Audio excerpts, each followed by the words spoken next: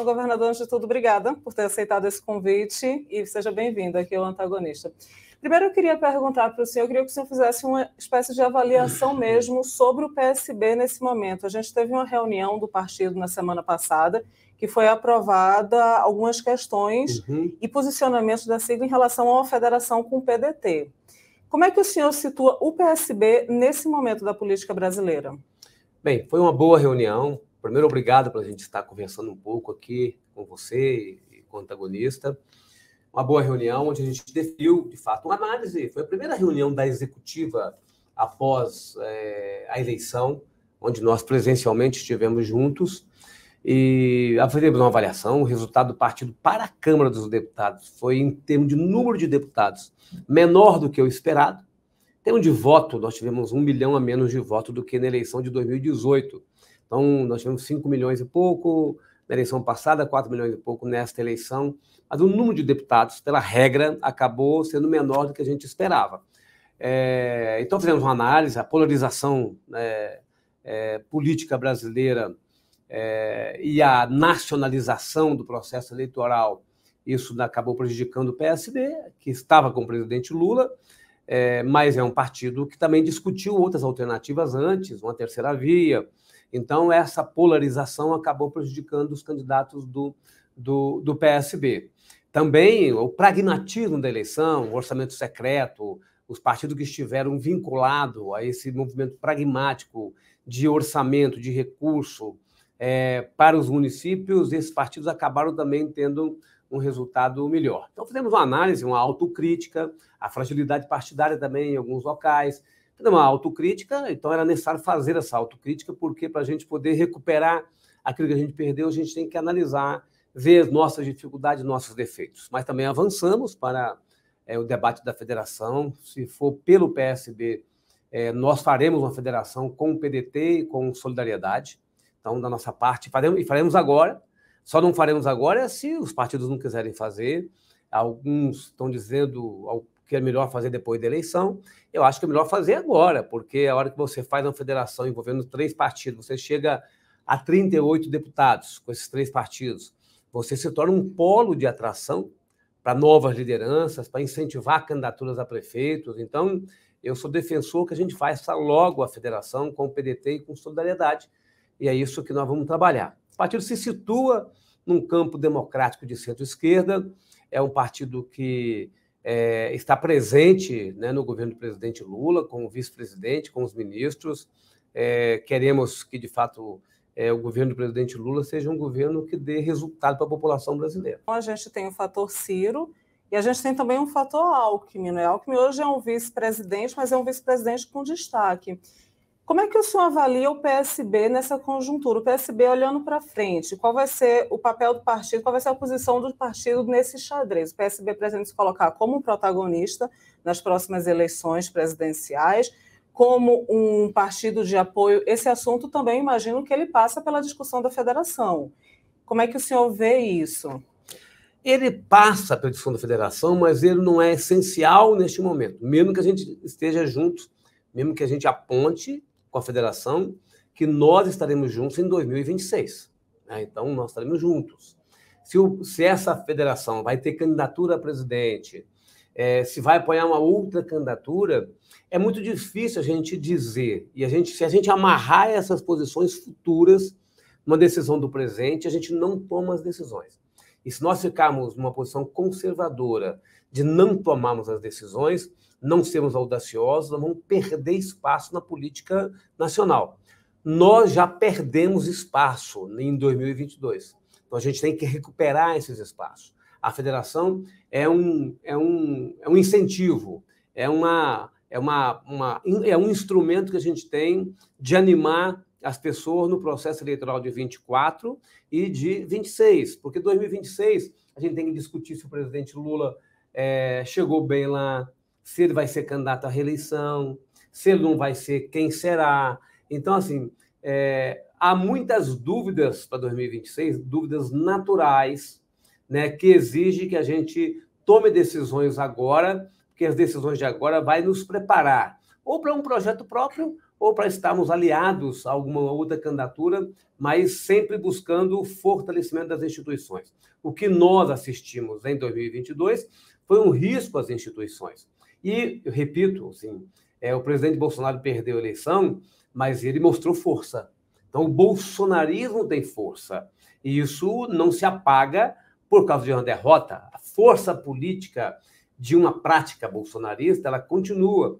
Então, é preciso que a gente compreenda que nós temos que ter muito resultado do governo do presidente Lula, muita cabeça no lugar, muito equilíbrio, muita responsabilidade, para a gente não ter nenhuma ameaça mais às nossas instituições. O senhor está sinalizando muito num papel de protagonismo mesmo, tanto do PSB como, eu imagino, de outros partidos que hoje orbitam ao redor do PT.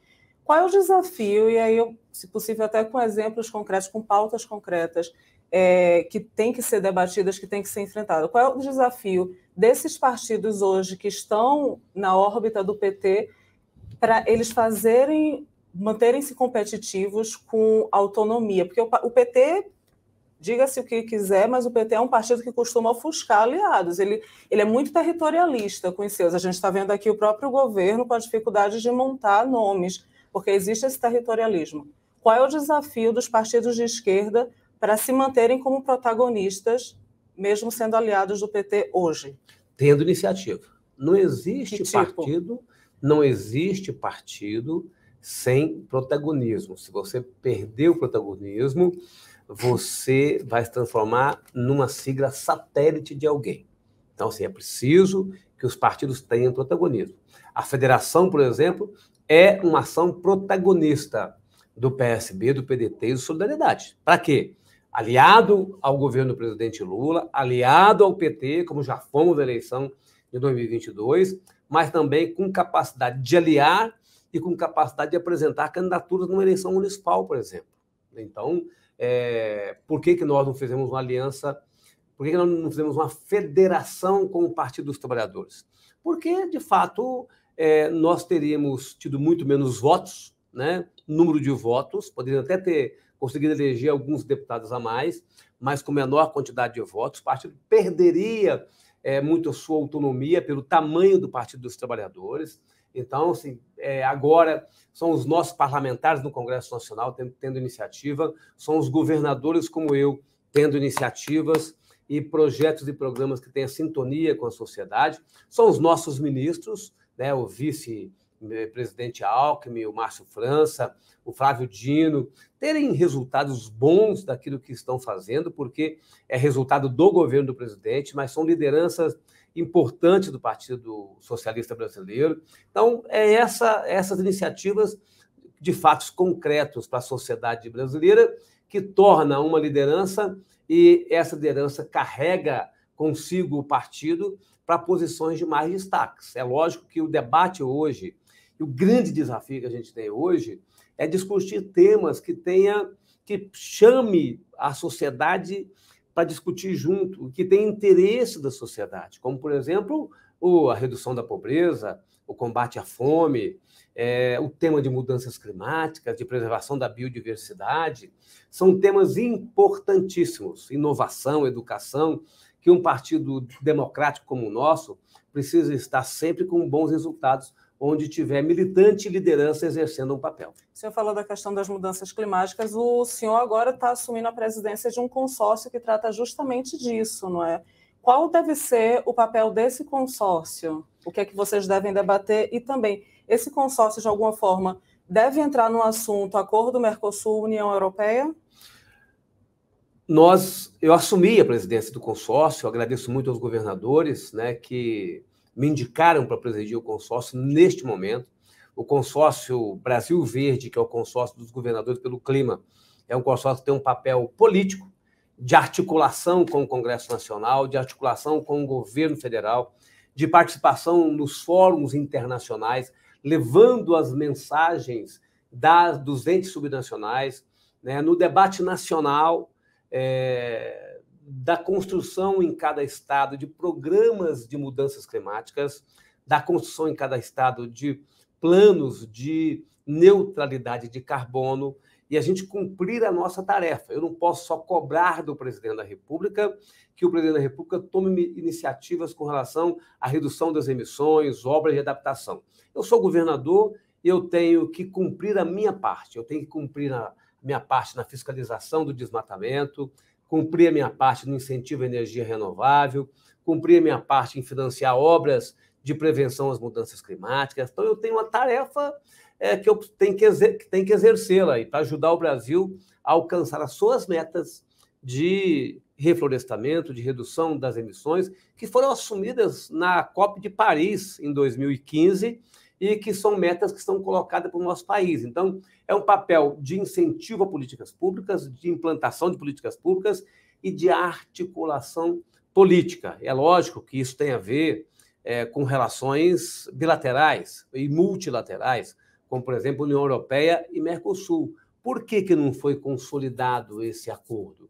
Porque ainda a União Europeia cobra do medidas contra desmatamento, medidas para rastreamento dos animais, né? Porque para que não tenha produção de carne, por exemplo, em área de grilagem, em área de desmatamento ilegal. Então, a União Europeia cobra posições do Brasil que estão relacionadas às políticas que nós temos que implantar no nosso país, pelo governo federal e pelos governos estaduais. Só para finalizar o assunto do PSB, passa também por eleições municipais. Quais são os nomes fortes do PSB pensando nas eleições municipais? Olha, nós temos a reeleição do João Campos, em Recife, nós temos a candidatura da Tabata, em São Paulo, Luciano Dutti, em Curitiba. Então, nós temos aí, vão surgindo outras candidaturas, né, nas capitais, que o PSB vai discutindo, mas eu aqui, na memória, eu puxo essas três, são três capitais importantes. Tabata é um nome, então, que o PSB vai manter na mesa, porque o PDT está querendo da Atena, não é? A Tabata é uma liderança importante, jovem deputada responsável e que está com disposição, lógico, numa pré-candidatura, ou num projeto inicial, ainda não é nem pré-candidatura, que tudo vai ser debatido e discutido, mas é a intenção do PSB incentivá-la e apoiá-la para que ela seja prefeita de São Paulo.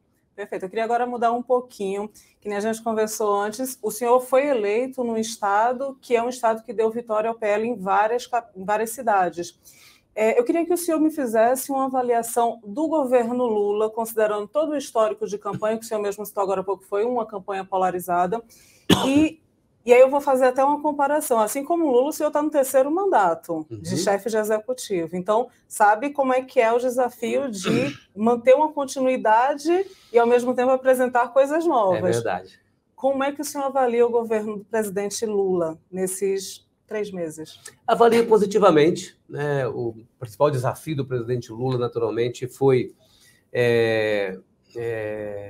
na questão política, de isolar as pessoas que praticaram vandalismo logo no início do mês de janeiro, dia 8 de janeiro, já tinha acontecido na diplomação do presidente Lula e do vice Alckmin. Então, conduzir de forma equilibrada nas relações institucionais este momento para que as instituições se fortaleçam foi um papel importante. O ministro Haddad tem se conduzido de forma muito equilibrada, tá certo? No Ministério da Fazenda, vai apresentar um arcabouço fiscal.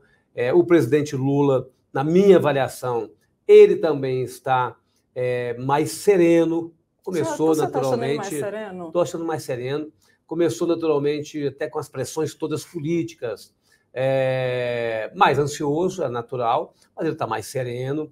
Então, assim, eu estou achando que neste momento o governo do presidente Lula está conduzindo de forma organizada e equilibrada esse momento. Um ano difícil, porque é um ano com déficit fiscal, um ano em que as despesas foram alcançadas e se conseguiu os 200 e poucos bilhões de reais na PEC fura-teto, né? Mas isso está acima do teto, isso provocará um déficit fiscal no final de 2023, que poderá repercutir no ano de 2024.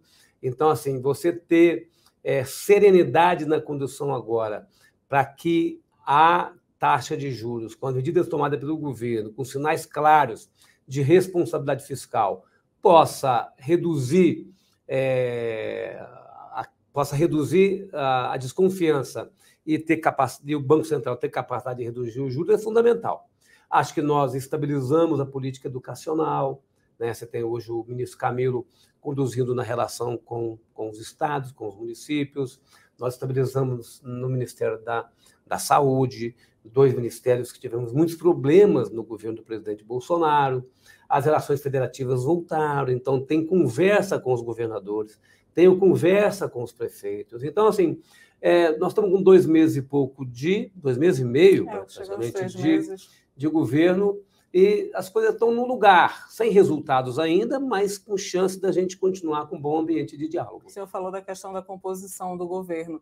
Tem algumas críticas a esse momento do governo de que a gestão ainda está patinando, tanto na composição da esplanada, ou seja, dificuldade de montar de fato a máquina, quanto na composição de base no Congresso. Como é que o senhor avalia a gestão de Lula nesse quesito, nessas interlocuções? De fato, cheguei, estou administrando. A situação do presidente Lula no Congresso Nacional não é fácil, porque o resultado das forças conservadoras e do bolsonarismo em especial, e de outras forças mais à direita, ideológica, foi um resultado que fortaleceu essas siglas partidárias e esses mandatos. Então, será um serviço complexo fazer a gestão do Congresso Nacional.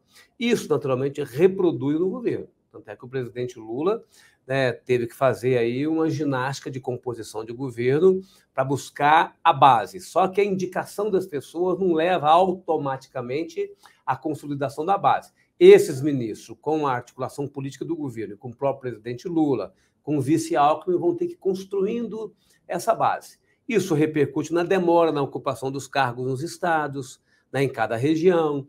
Então, assim, está demorado, mas é pela complexidade e pela forma como foi composto o Congresso Nacional. Alckmin está ajudando nesse processo. Alckmin ajuda muito. A Alckmin é uma pessoa de fácil acesso, equilibrada, né, que sabe ouvir, tá certo?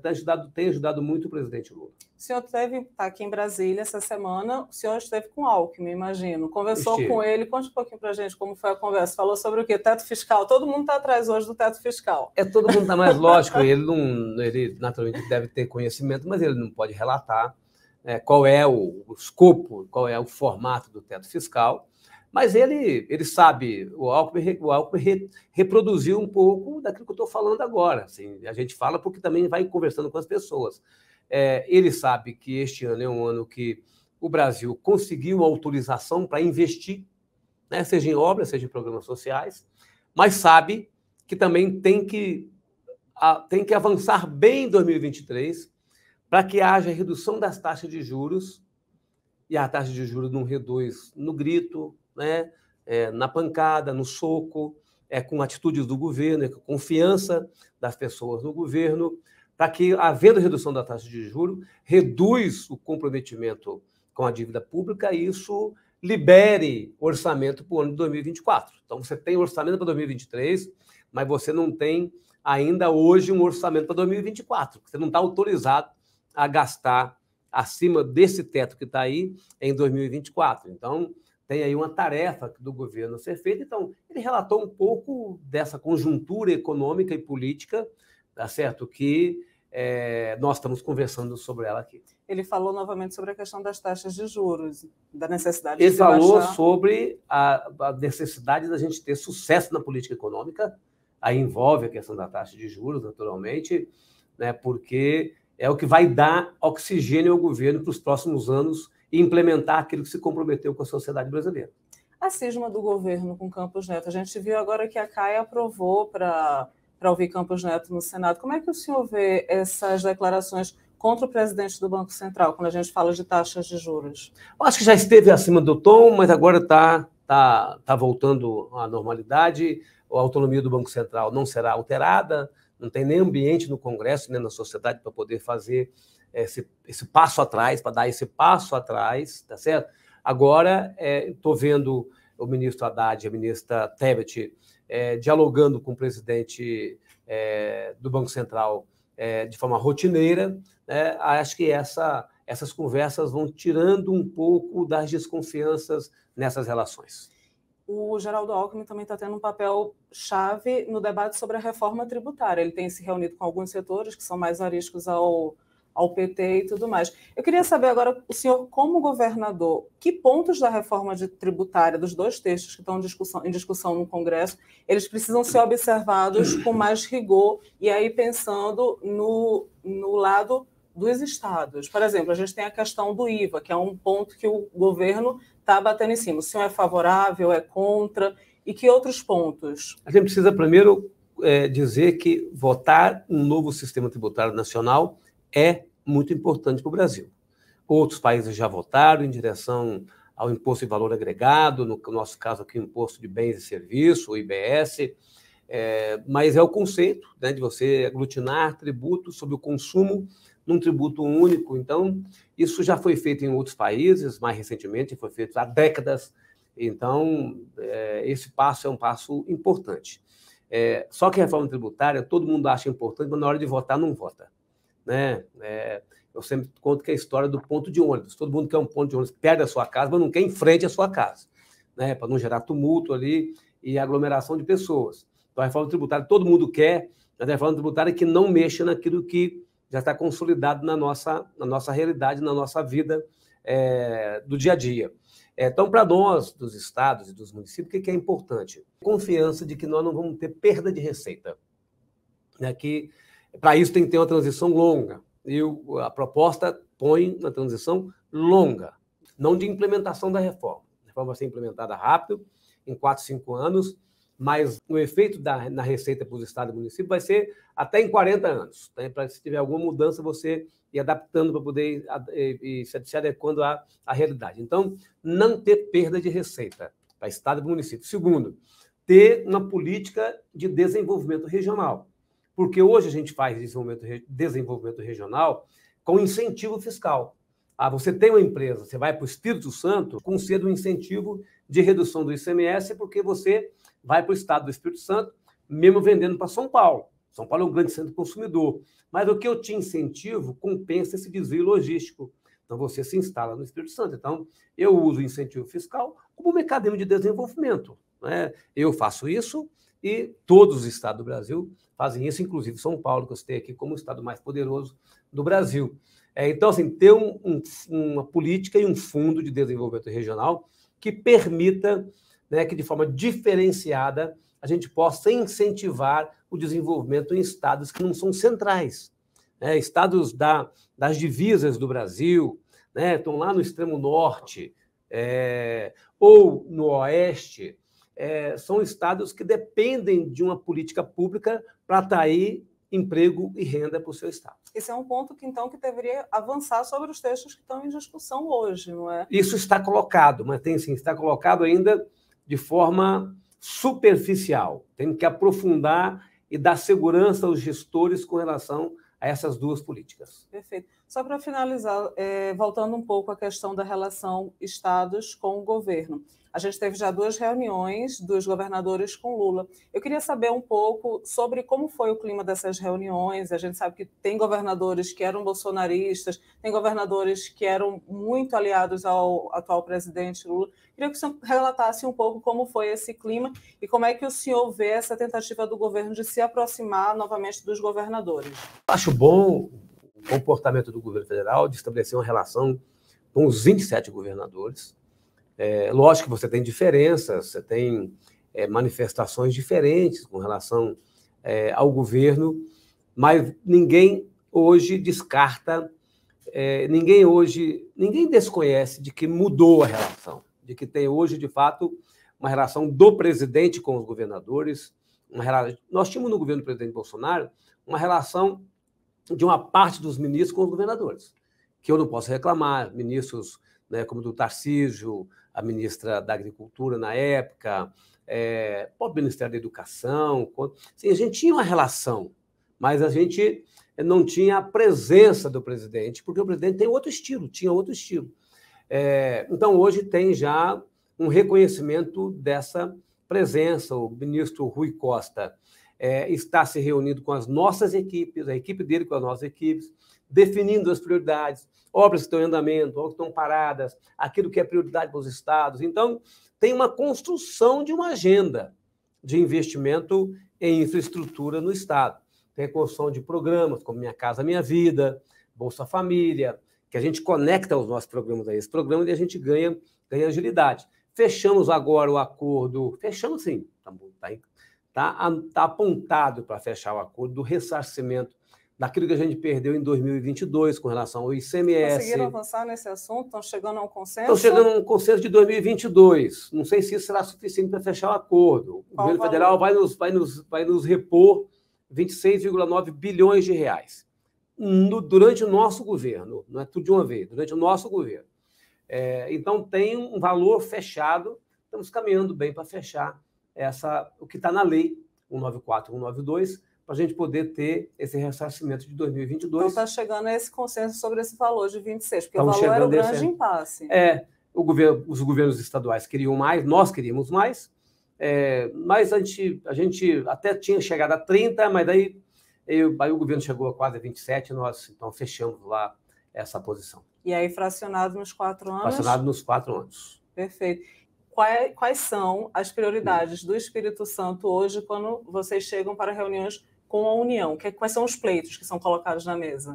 Os pleitos estão relacionados à responsabilidade do governo federal. A BR-101, norte a sul, foi concedida, a empresa que ganhou a concessão devolveu a concessão. E é uma rodovia que muita gente perde a vida, tira a competitividade do Estado.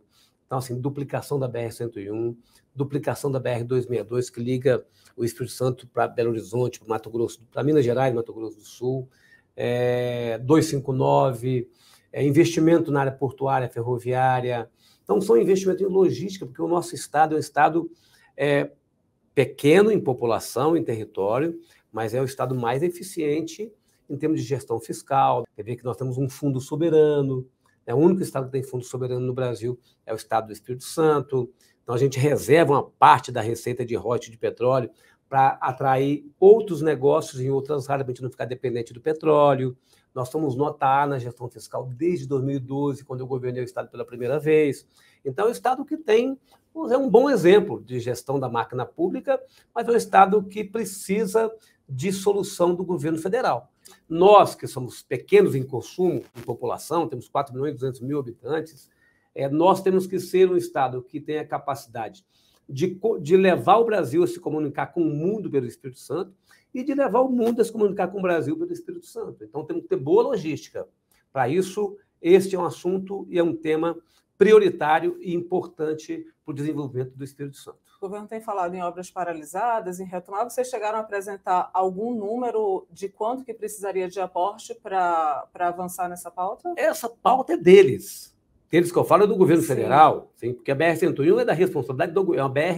É uma rodovia federal. A 262 é federal, a 259 é federal. Investimento ferroviário é federal. Então, assim, nós estamos pedindo muito mais que o governo resolva aquilo que já é da sua responsabilidade. É lógico que nós temos outras demandas com relação à habitação popular, agricultura familiar, investimento na área social, que a gente tem tratado com os ministérios. Perfeito. Tem algum ponto que o senhor quer acrescentar? A oportunidade é agora de me contar a grande novidade. Não, já foi uma boa conversa aqui. A novidade é a conversa. Obrigada, de novo, viu, governador?